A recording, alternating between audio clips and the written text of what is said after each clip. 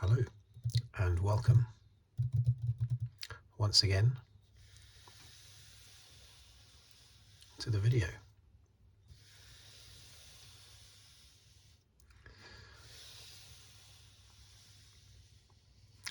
This one being the first F1 casual, very casual, Formula One Grand Prix review video, like I did last year. Just looking at each race, as I say, very casually. This isn't Battalion Russ notebook like Ted Kravitz, but just a casual look as a fan. I say that every video, of course, always stressing that my technical knowledge is as ever limited.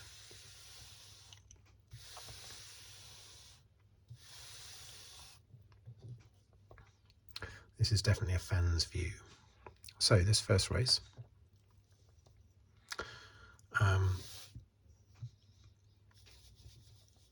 was in Bahrain, of course. What I'm going to do, same as last year, I'm just going to write down the finishing order and the championship positions for the drivers and the teams, constructors. So I shall do that first. Okay. So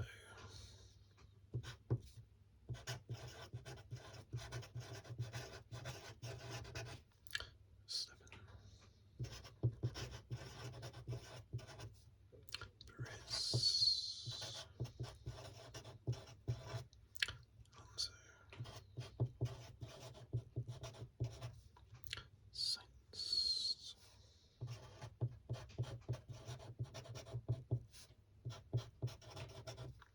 Hamilton,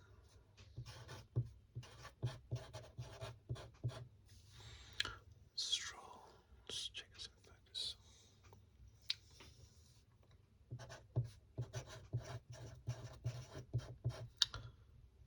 Russell.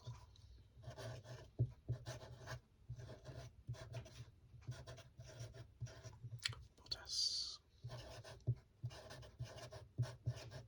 Oh dear. That says Gasly. 10. Oh well.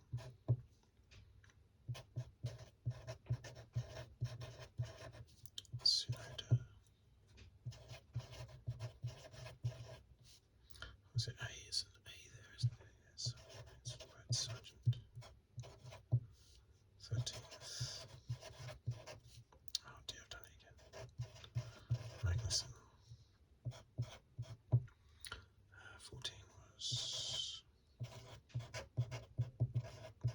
De Vries. 15 was Hulkenberg, of course.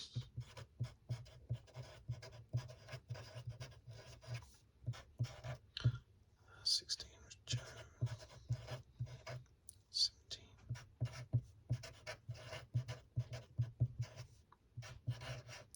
Norris.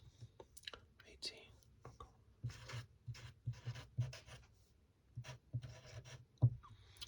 19.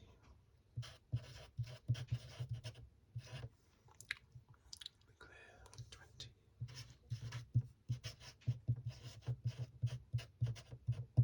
Piastri. Okay. Didn't think I was going to fit them all in there, so I ended up squishing them together and then ended up with space at the bottom. I don't know why I didn't start up there. Anyway. Okay, so championship positions.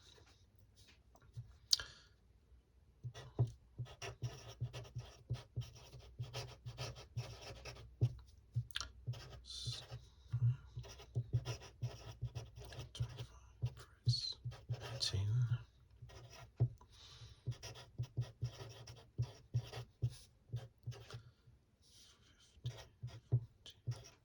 15, 14, 12.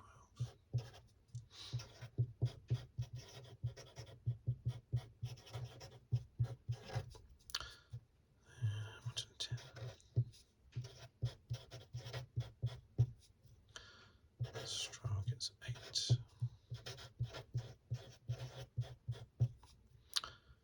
So that must be, what, 6 points, I suppose, isn't it? Yeah, for Russell.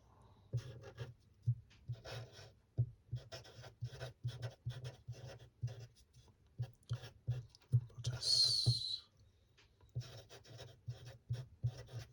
Gasly 2.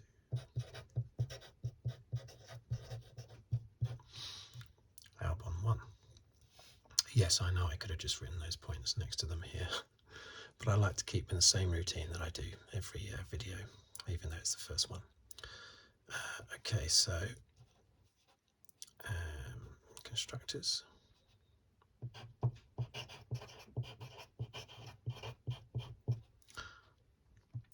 Red Bull 43.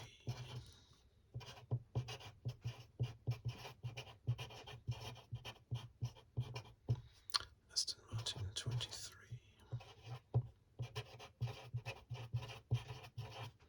Mercedes 16.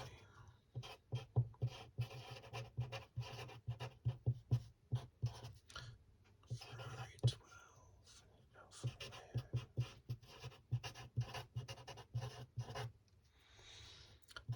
4. 6. Alpine 2.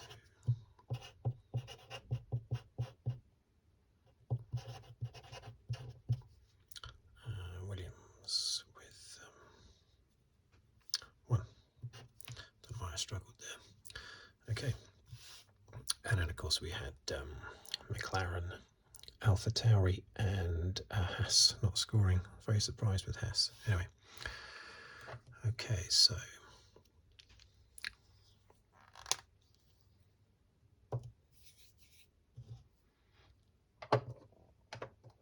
okay. So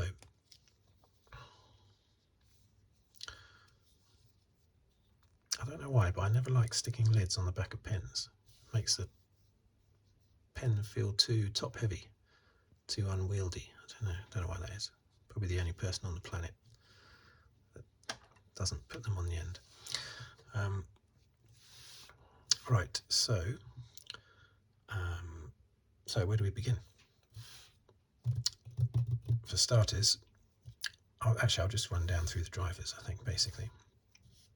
Verstappen, well, what can you say?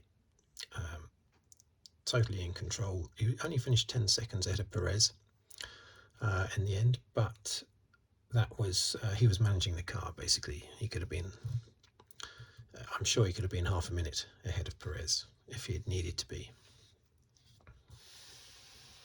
Totally dominant performance. Now, I actually predicted in my last video that the top 3 would be Verstappen, Leclerc and Alonso. I then actually changed that in my mind, and I put a little bet on, actually, for Verstappen, Perez and Alonso after I had recorded the video. So I won on that bet, but it was only a tiny bet. If I do put a bet on, it's only a small one. So I think it was only about 10 quid or something I won, because the odds were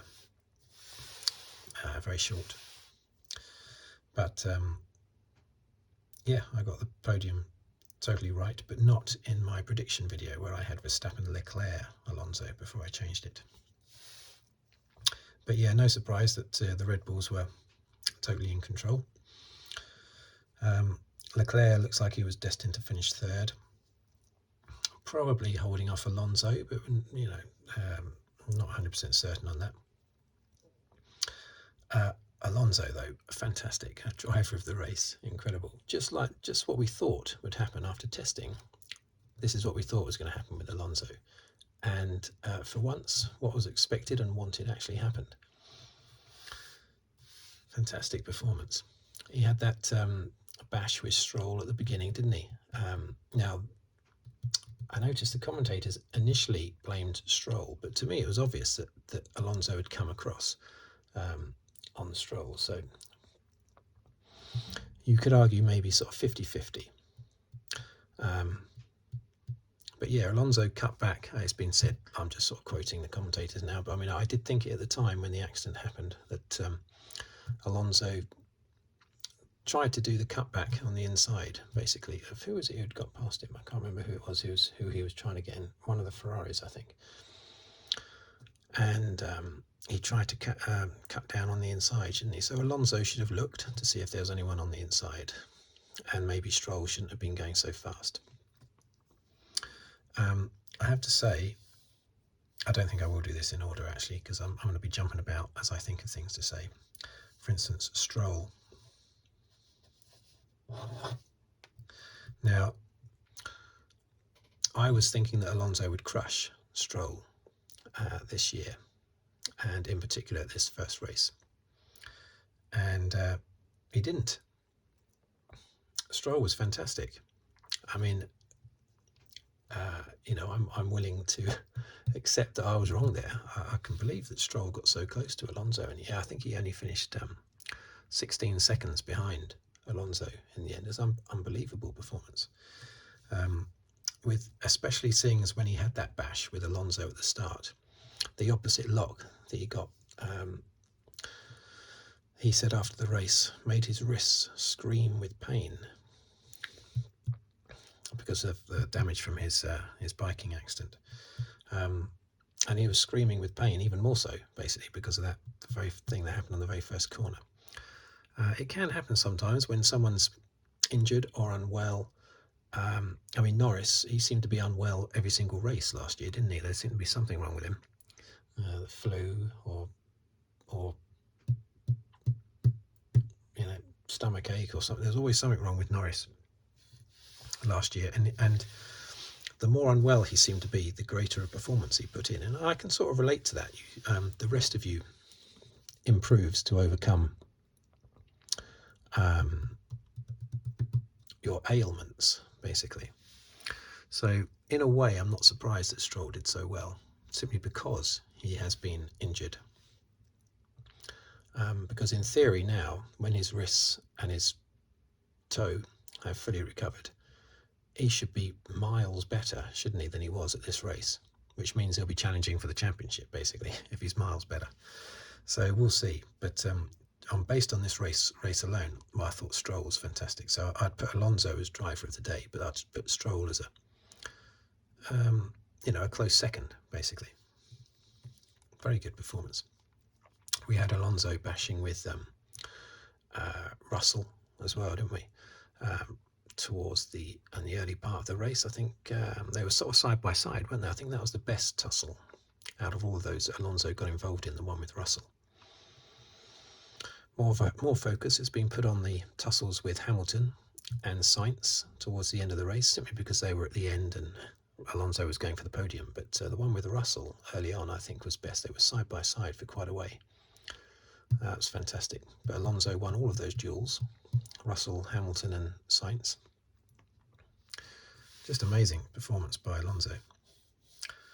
I have to say, I didn't think my prediction was going to be correct. I didn't think he was going to get third when he was down in sort of 7th place for most of the race. He was helped out with Leclerc's retirement, of course. The cars, were they able to follow each other just as close as Bahrain last year? Because they have raised the bottom of the car, haven't they, in order to avoid the porpoising. I think in the restrictions now, the bottom of the car has been raised by 1.5 centimetres, I think, which is a massive 15 millimetres. That's a massive amount. That's a massive measurement, basically, in Formula One. In any sport, that's a massive measurement. So, but I still think there was still, obviously there was lots of fighting, there was lots of dueling, so I think it hasn't been detrimental to the performance of what the FIA were trying to achieve by improving overtaking. Let's hope Leclerc's retirement was a one-off. That was very disappointing. Sainz, well, I predicted that Leclerc would have the beating of Sainz again this year, and so far, I'm afraid for Sainz, I'm correct. He was way off, way behind Leclerc. I think there'll be some races where he's right on top of Leclerc, maybe better. But you would have that with Hamilton, and whatever teammate Hamilton had, there would be the odd race where his teammate would be better than him. But the majority of races, they would not. And it's the same with Leclerc and Sainz. Leclerc will dominate Sainz for most of the races, in my view. Hamilton and Russell, well, I don't know if you heard what Toto Wolff was saying after the race, and what he said on Saturday evening as well. I think he made some comment in his statement on Saturday evening. He made some comment about if he can't improve the car, he'll have to fire himself, because I think he has a stake in the team, doesn't he? So he would actually be involved in firing himself. And on Sunday evening, after the race, despite Hamilton being, managing to find some positivity with the car, saying that it's definitely something that can be improved. It's still in focus, isn't it? Despite him being positive, Toto Wolff was most definitely not positive, nor was Russell, it has to be said. Russell was very downbeat, but Toto Wolff went as far as saying, we can't afford to just hang around and wait for a 0.3 of a second improvement on the next upgrade in 5 races' time.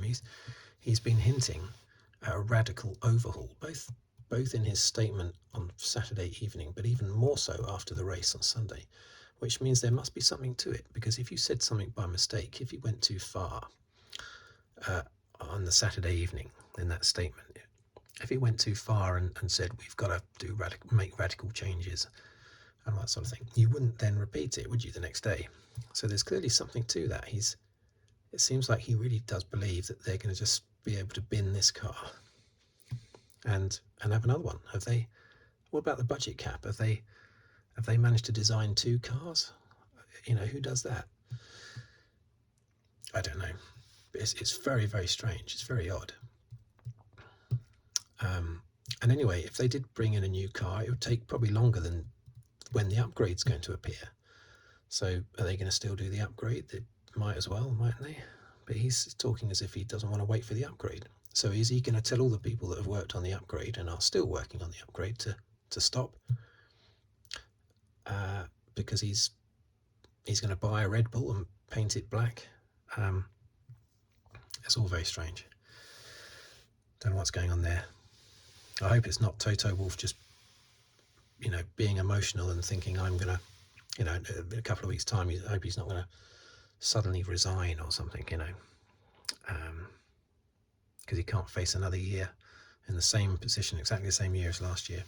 But Red Bull had that, of course, from 2014 onwards. They had dominated for 4 years, and then they had to go years trying desperately to close a big gap to Mercedes. So if they can do it, then I'm sure Mercedes can, and Toto Wolff can. But yeah, it's points for Mercedes, but already there. Slotting into a sort of best of the rest position again, aren't they? Bottas, great performance by Bottas in the Alfa Romeo. I think he looks incredibly confident, doesn't he? If you see him, he looks like he should be, on the set of a Sergio Leone movie or something. He's like the man with no name. He's Clint Eastwood, basically. He has a tash. He has sort of, longish hair. He looks great. I think I haven't seen him without a baseball cap on, because I think that's all part of the image. But plus, of course, they have to wear baseball caps for sponsorship. But I think his hair looks great. I think his facial hair looks great. I think the hair that you can see looks great. And his general demeanour, he's so chilled out and relaxed, a bit like Alonso. He's at peace with being where he is, picking up 6th, 7th, 8th places and being applauded for it. And rightly so, dragging the Alfa Romeo up. what else did I want to say that wasn't in order here? Yeah, so Hamilton had to do a lot of tyre degradation management, didn't he? But I suppose they all do. They all did, and they all do, and they always have done as well. But it is a bit depressing when you have to hear Lewis call his race director and race engineer and say, "Look, do you want me to? Shall I start, driving faster?" You don't want to hear that kind of thing. I know that things happened before radios were around, and you just didn't know it was going on. But they couldn't communicate with the team, so they would just sort of do their own thing. But they were always having to manage tyres. Of course, I know it's not a new thing, but it is depressing when you hear it on the radio. I'd rather just not hear it, quite frankly. It was a race that was between Mercedes and Aston Martin, wasn't it? Apart from the Red Bulls out front and the Ferraris sort of out front until Alonso took Sainz, but it was very much Mercedes versus Aston Martin, which is what I thought it would be, but I thought the Alpines would be in there as well. Where were the Alpines? I mean, Ocon had about 58 penalties, so that sort of ruled him out. Gasly started at the back of the field due to just poor qualifying, he says. But recovered to 9th. So how good are Alpine? They didn't shine in testing. They were expected to shine in testing, and they didn't. So we don't know how good they are. Same thing with Haas. I thought Haas, as you might remember from my last video, I thought they were going to be really good. I thought if reliability was there, they might get like 6th and 7th. Instead, Hülkenberg had some damage at the start, and that put him down. The field, and Magnussen is the only one that started on hard tyres, and that was a bad choice because that dropped him down the field as well. So they languished down. They 13th and 15th, which is actually, I think, the highest they were all race. Very unfortunate. Albon in the Williams, fantastic performance by him. He was really chipper. It's always nice to see a happy Albon, because he's generally comes across as happy anyway, regardless of whether or not he actually is. He comes across that way, but here he looked genuinely pleased. But the virtual safety car played into Williams' hands, as the new team principal admitted after, what's his name? James Vowles or something? He was at Mercedes, wasn't he, before? There's lots of new team principals, aren't there? I think, is it 6 of the 10 teams have got new principals, or 7 of the top teams. Tsunoda, well, it's a normal sort of race for Tsunoda, where he's very much so in the midfield and sometimes creeps into the points, sometimes finishes just outside the points. Sargent, there you go. Now, in testing, I said that I thought Albon and Sargent, Albon and Sargent, Albon, not Albon, Albon and Sargent were very closely matched. Couldn't see any difference between them really, but Albon should have been further ahead, but I think in the race, when it came down to a race, but Sargent held on really well. The gap between them, I forget what it was, but it wasn't very big. So that was a good performance by Sargent there, very solid. The Americans have a good driver again. I mean, Rossi, he did a bit of Formula One, didn't he, Alexander Rossi? And he's a very good driver. He does very good in IndyCar, doesn't he? He's won the Indy 500, I think. But sometimes you just have to be in there, in the right team at the right time. And you need to be able to click with that team for it all to run smoothly. I mean, look at Michael Andretti. It was a disaster when he was in Formula One, but he was Ayrton Senna's teammate, admittedly, in 1993. But he didn't even survive a whole year. But he's a fantastic driver. Great IndyCar record. And if you can win in IndyCar, then you should be able to win in Formula One, as Jacques Villeneuve showed, and Montoya as well.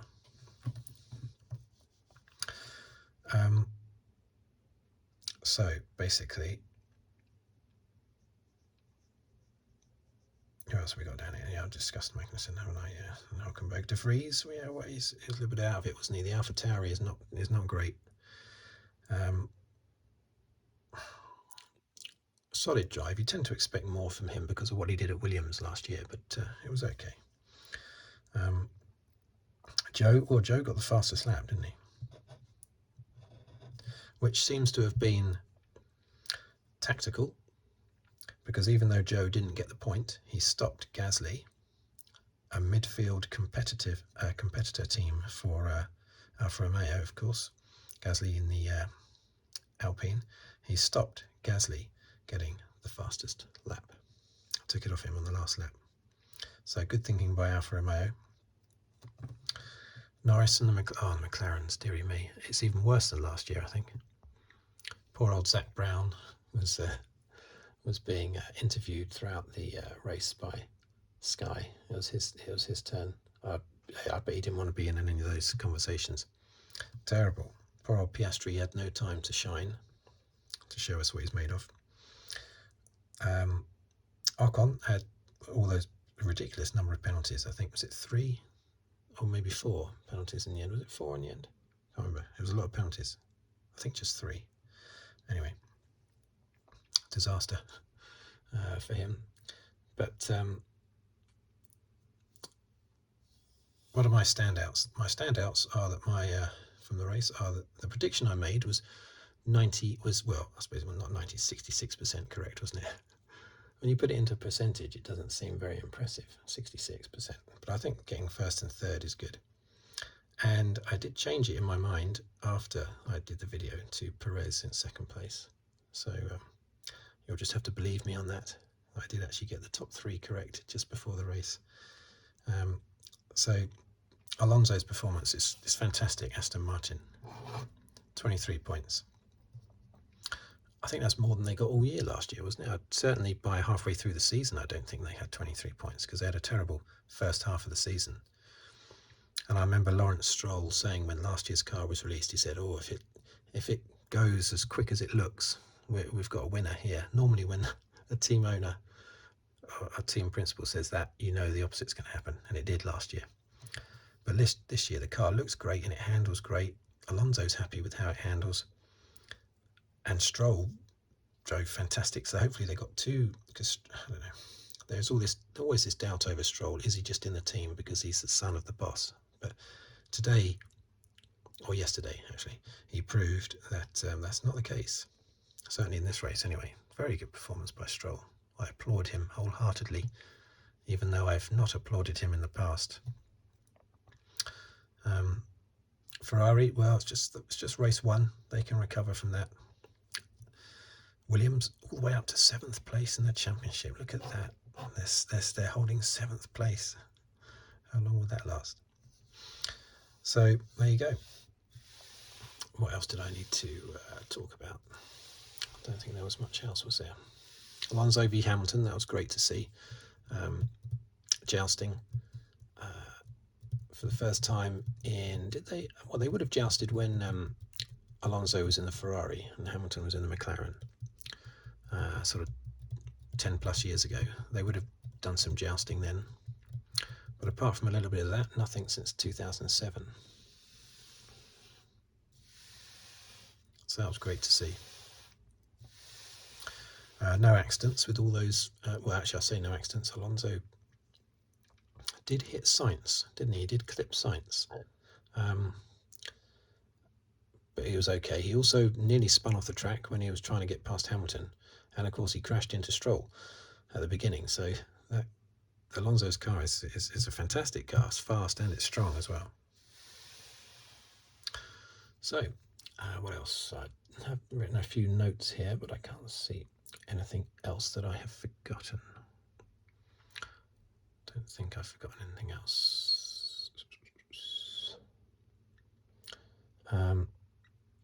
It's pointless me doing a prediction now for the remaining races, because it's obvious that I'll say, oh, well, it's all about Red Bull with Aston Martin and Ferrari and Mercedes battling for second.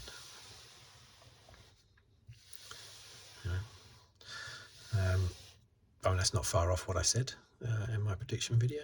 But anyway, every circuit is different. The testing was in Bahrain, the race is in Bahrain, so who knows about the next race? It's at that frightening track. God dear, Saudi Arabia. I did a video of me doing that on F1 2021. I think that was, or was it F1 2022? No, it was the F1 2022 game on the PC. Man alive, that's you have to memorize that circuit inside out before you can do anything on there, because otherwise you'll just be straight into a wall straight away. It's a scary circuit, but I like it because it's unique. No other circuit like it. So that's the next race, I think. Saudi Arabia, is that the next race? I think it's the next race. So before I start waffling too much, or any more so, thank you for watching, thank you for listening. If you'd like to subscribe, please do so. I really like to see those subscribers. And any views, any likes, that's always great. Any comments, I reply to the comments, so that'd be good too. And I'll see you on the next video. I think I'm releasing one on Saturday as usual. I'll be releasing videos on Saturday as usual, and then these F1 videos will be, F1 review videos will be midweek, or maybe early week if I can get them out on a Monday. Okay, thank you very much once again, and I'll see you